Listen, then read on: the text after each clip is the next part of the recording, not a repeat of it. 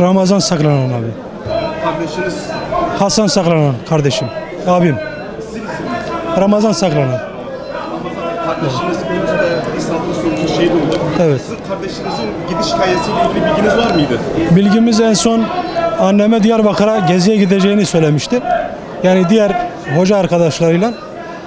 Demek ki Kudüs'e gitmişler. Tabii hoca arkadaşları gezi amacıyla gitmiş. Demek ki onun amacı cihad edip savaşmakmış yani.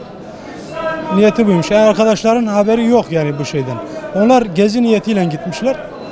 Demek ki onun niyeti içinde farklıymış. Hani gezi niyetinden gitmiş ama amacı cihatmış demek ki.